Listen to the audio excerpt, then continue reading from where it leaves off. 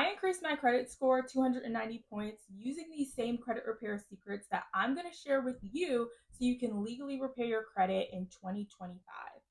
Now, I've got my notepad here, so be prepared to take some notes or save this video, and make sure you subscribe so you can get some more credit repair tips, tricks, and hacks. Because in 2025, with all the technology and ChatGPT, we shouldn't be having bad credit. Now, the biggest op to your DIY credit repair journey is going to be you and your laziness. If you're skipping steps, which the biggest step often skipped is going to be your personal information, you're going to end up with letters in the mail from the credit reporting agencies basically saying that the accounts are verified, in which they would be. Because although you don't get any extra points on your credit when it comes to your personal information, those are data points still being used by the credit reporting agency to verify that this information is yours.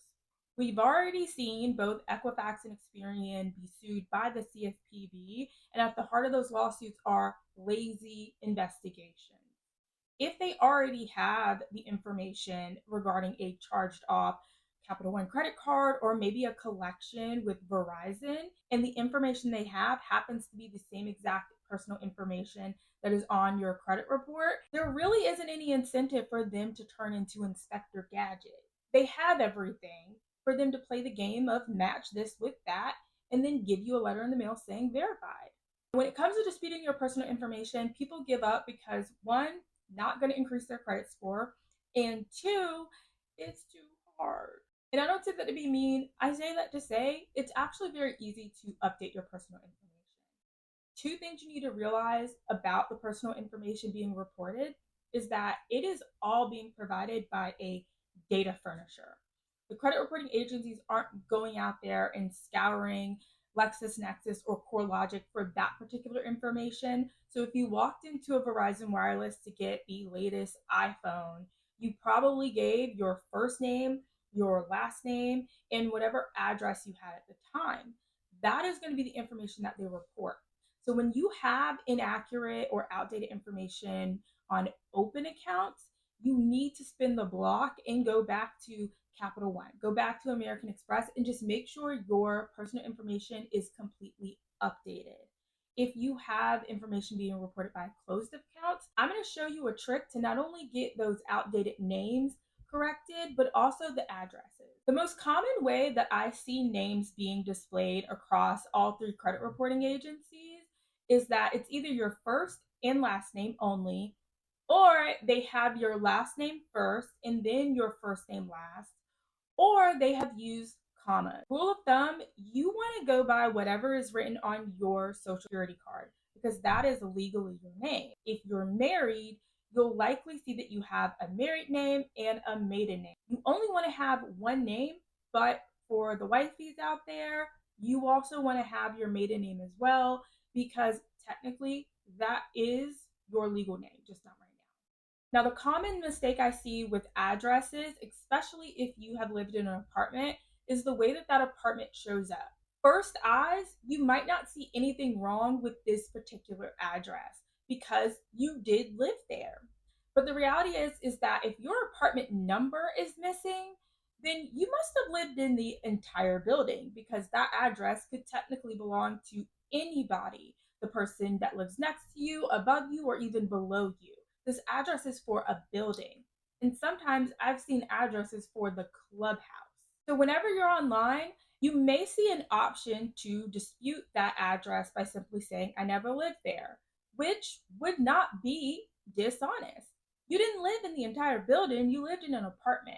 And if somebody was going to come to your house to deliver pizza, they wouldn't stand outside the building. You would want them to go to that address and the apartment listed in the address. Now, the strategy to getting your personal information updated really boils down to maximum possible accuracy. And if you want those old names and old addresses gone, you have to hammer that in. Now, credit repair secret number 2 is every credit repair specialist, guru that's not selling credit sweeps has an actual credit repair strategy. No two credit reports are the same.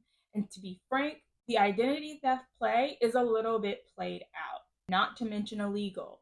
So when you are trying to fix your credit, you're always going to start with credit repair before you start credit building, because building is a very small component of what credit repair actually is. And together, they're referred to as credit restoration.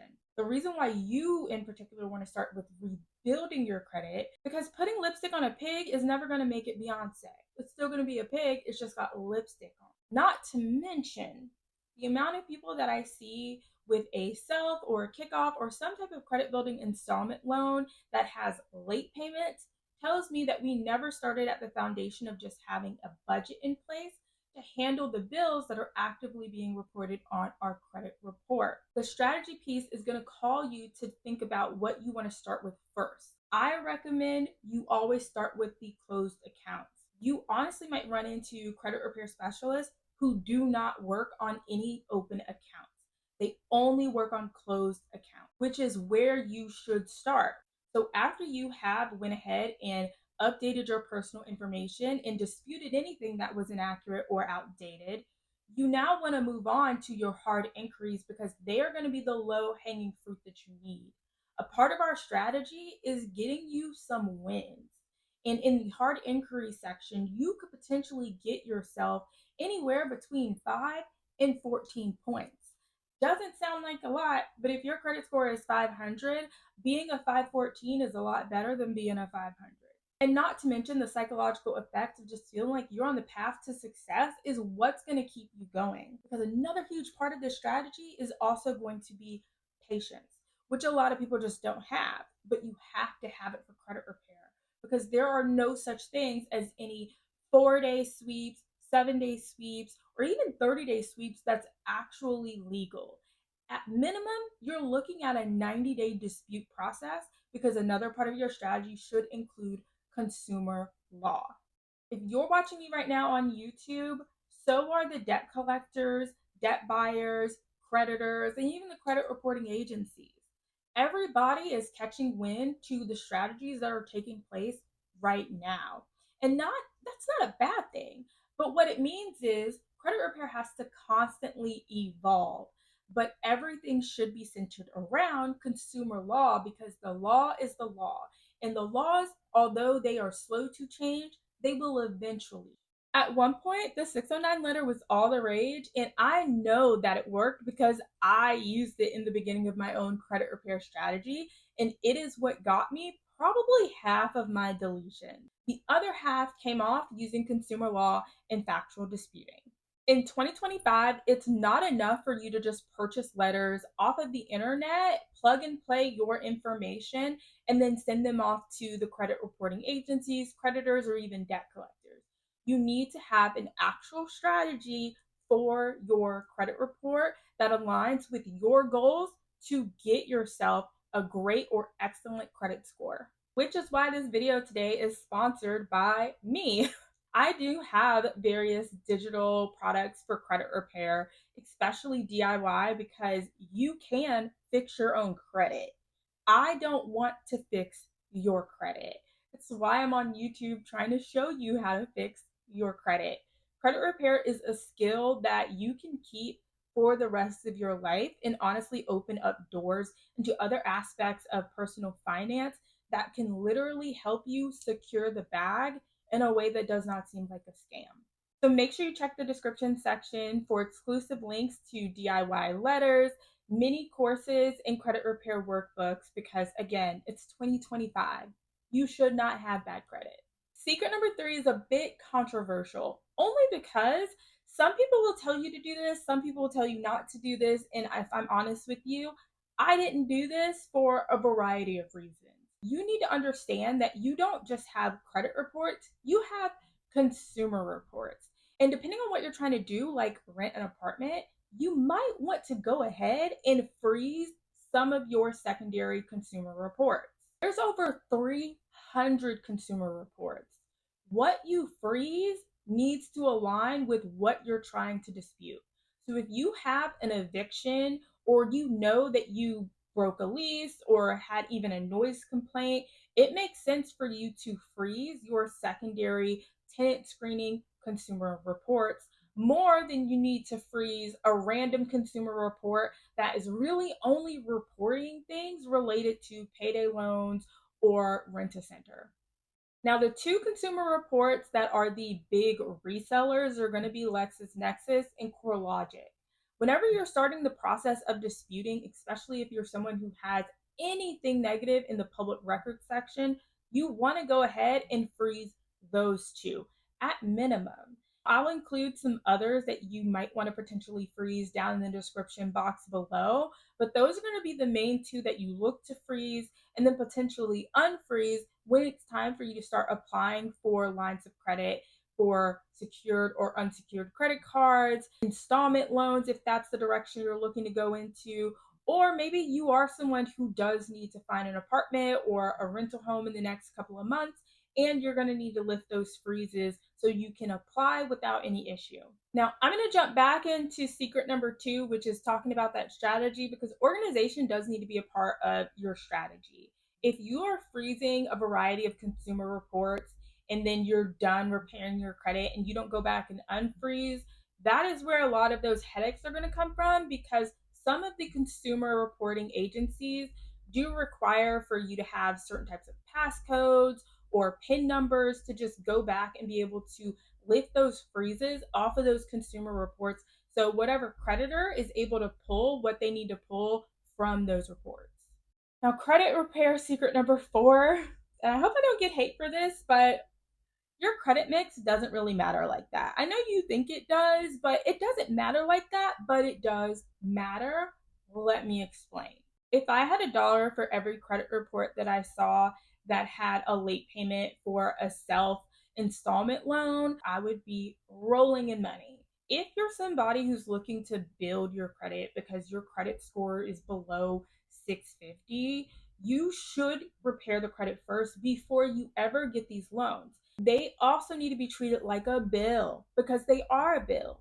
You are paying monthly. Even if that installment loan is technically like a CD, if you're someone who's living paycheck to paycheck, you don't have an emergency fund, the last thing that you should be doing is putting $70 in a place that you cannot grab that money when you need it. Because let's face it, we all had bad credit because we were a little bit irresponsible with our money and we want to change those habits. I would recommend that you actually get yourself an emergency fund started before you ever consider any type of credit building installment loans. People like to sleep on secured credit cards, but I don't want you to do that. Secured credit cards are the absolute number one way to start to rebuild your credit, because that is cash, well, credit, that you immediately will have access to, because you still have to go to the grocery store, you still have to get gas, you still probably have to pay for daycare. And some of these secured credit cards these days are coming with some pretty good benefits, at least for cash back. Because once you've repaired your credit and you are on your way to start house shopping, that is when that installment loan is going to look the best. Not when it's a credit builder installment loan that also has late payments. A credit repair secret number 5 is one I hope you've heard of, but I also hope that once you watch this video all the way through the end, you will go and pull your Innovis credit report. Now, we all know the big 3, and Kendrick, I don't want any smoke, but Innovis would really round them out by making them a big 4, because some creditors do report to Innovis.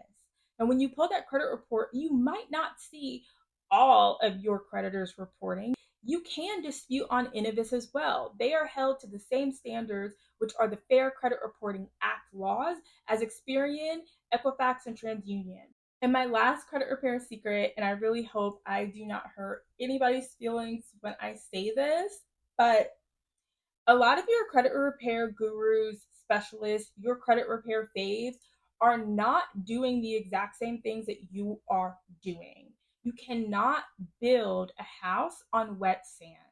For example, and I see this all the time when people are really marketing those credit sweep things and trying to convince you that you shouldn't feel bad for charging off all of those credit cards, not paying your Verizon bill, having that car repoed because they didn't care. At the end of the day, that is a business and they're operating like a business.